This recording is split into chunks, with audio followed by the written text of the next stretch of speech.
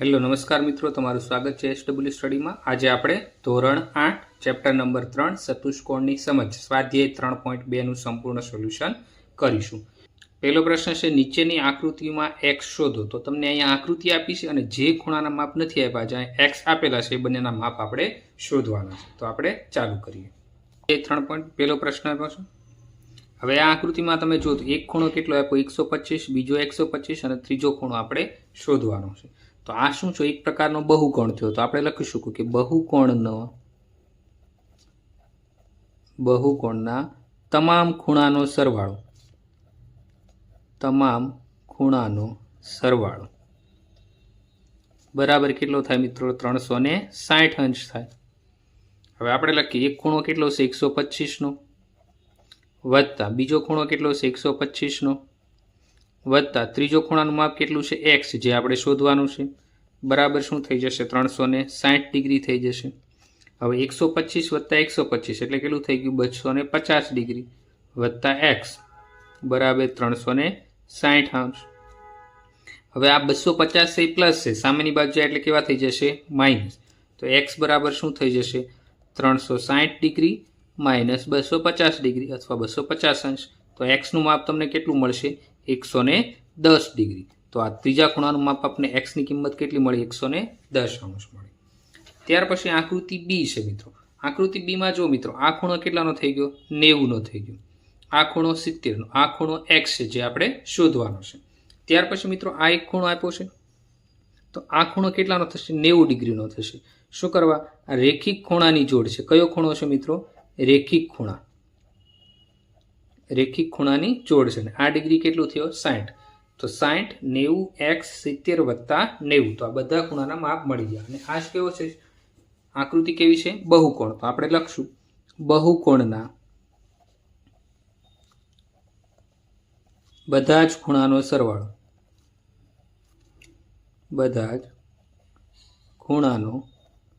સરવાળો બરાબર કેટલો થશે? 360 ડિગ્રી થશે। હવે આપણે ખૂણા લખી દીધો। તો પેલો કયો ખૂણો હતો? 60 હતો। બીજો ખૂણો કયો છે? 90 નો છે। ત્રીજો ખૂણો શું છે? x છે, વત્તા ચોથો ખૂણો કેટલો છે? 70 અંશ થશે।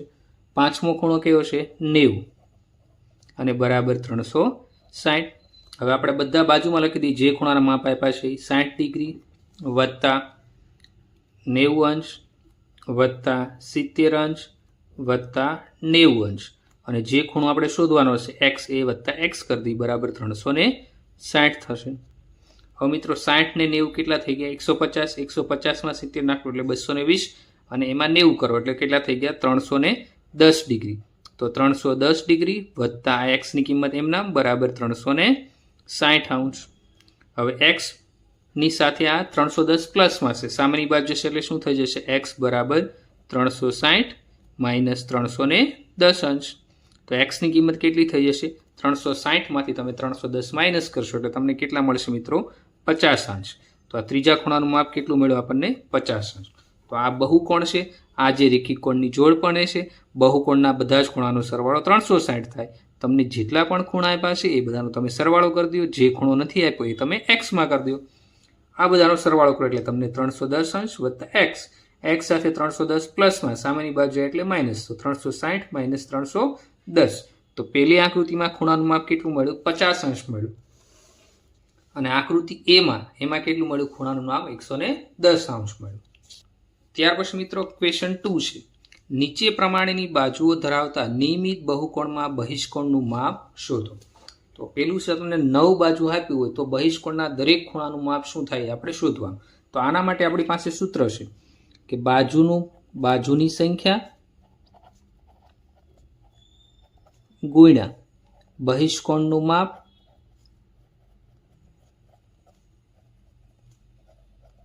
બરાબર કેટલા અંશ થાય? 360 થાય। તો મિત્રો આમાં શું કરવાનું? તમારે બાજુની સંખ્યા લખવાની, એમાં તમને જેટલો ખૂણો આપ્યો હોય તો એનો ટોટલ કેટલો થવો જોઈએ? 360 ગુણાકાર કરો તો આપણે આ બાજુની સંખ્યા કેટલી આપી છે મિત્રો? 9 આપી છે, ગુણ્યા બહિષ્કોણનું માપ।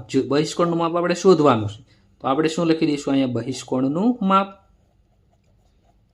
બહિષ્કોણનું માપ બરાબર કેટલા છે? 360।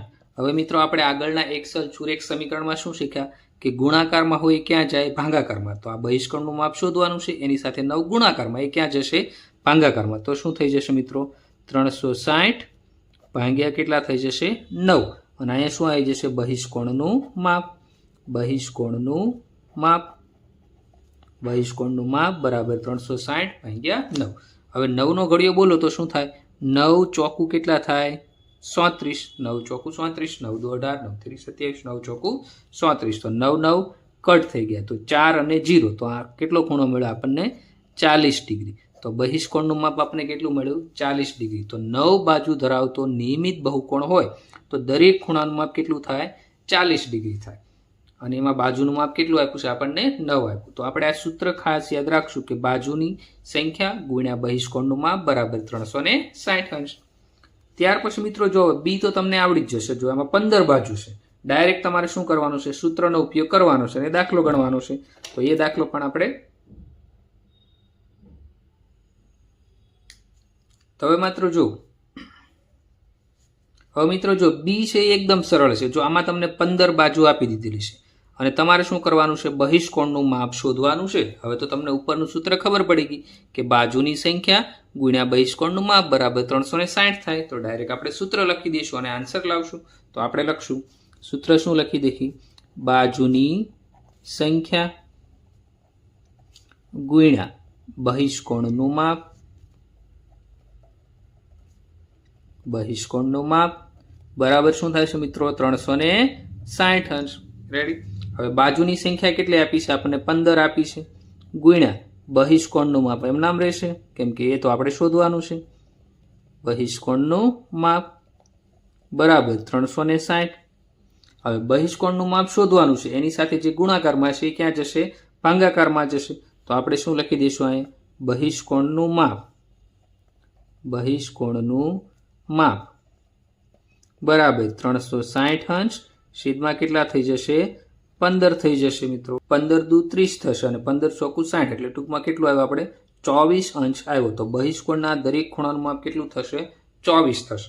તમે મિત્રો 15 ગુણ્યા 24 કરશો તો 360 થાય. 15 ગુણ્યા 24 તો 360, 15 15 કટ થઈ ગયા. તો ખૂણાનું માપ કેટલું મળ્યું આપણને 24 મળ્યું છે. ત્યાર પછી મિત્રો ક્વેશ્ચન નંબર 3 છે એક નિયમિત બહિષ્કોણને કેટલી બાજુઓ હોય તો તેના દરેક બહિષ્કોણનું માપ 24 ડિગ્રી થાય.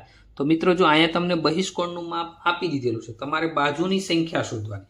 તો જેવું આપણે ઉપરનું સૂત્ર વાપર્યું હતું એને સૂત્ર આપણે આમાં ફરીવાર વાપરવાનું છે. સૂત્ર આપણું શું છે બાજુની સંખ્યા ગુણ્યા બહિષ્કોણનું માપ બરાબર 360. તો આપણે ફરીવાર લખી દઈએ અહીંયા બહિષ્કોણનું માપ કેટલું આપ્યું છે બહિષ્કોણનું માપ બરાબર કેટલું આપ્યું આપણને 24 ડિગ્રી. હવે આપણે સૂત્ર લખી દઈએ કે બાજુની સંખ્યા ગુણ્યા કોનું માપ કરવાનું છે બહિષ્કોણનું માપ બરાબર કેટલા ડિગ્રી છે 360 ડિગ્રી છે. હવે બાજુની સંખ્યા આપણે શોધવાની છે તો આપણે એમ નામ રહેવું દઈએ બહિષ્કોણનું માપ કેટલું આપ્યું 24 ડિગ્રી બરાબર 360. તો અહીં લખી દઈએ આપણે બાજુની સંખ્યા. હવે એ બાજુની સંખ્યા આપણે જે શોધવાનું હોય એની સાથે જે ગુણાકારમાં હોય ક્યાં જાય ભાગાકારમાં. એટલે આ 24 છે એ ક્યાં જશે ભાગાકારમાં. તો 360 અંશ છેદમાં 24 અંશ અને અહીંયા શું આવી જશે બાજુની સંખ્યા. હવે મિત્રો જો આપણે આનો ભાગાકાર કઈ રીતે કરશું 15 ગુણ્યા 24 કરો તો 360 થાય. તો 24 કટ થઈ ગયા તો કેટલું આવ્યું 15. તો બાજુની સંખ્યા આપણને કેટલી મળી છે 15 મળી છે. તો આપણે લખી શકશું બાજુની સંખ્યા બરાબર કેટલું મળ્યું છે આપણને 15 અંશ મળ્યું છે. તો આ સાથે આપણો અહીંયા દાખલો 3 પૂરો થાય છે. તો મિત્રો આ એકદમ સરળ છે. તમારે સૂત્ર શું યાદ રાખવાનું છે બાજુની સંખ્યા ગુણ્યા બહિષ્કોણનું માપ બરાબર 360. એને પરથી તમે બાજુની સંખ્યા શોધી શકો અને બહિષ્કોણનું માપ પણ શોધી શકો. આ એકદમ સરળ છે મિત્રો. 2 માર્ક તમારા ફટાફટ આવી જશે. એટલે આપણે આ સૂત્ર ખાસ યાદ રાખશું કે બાજુની સંખ્યા ગુણ્યા બહિષ્કોણનું માપ બરાબર 360 ડિગ્રી. વિડીયો જો તમને ગમ્યો હોય તો લાઇક કરો, શેર કરો અને ચેનલને સબસ્ક્રાઇબ કરવાનું ભૂલતા નહીં. Thank you.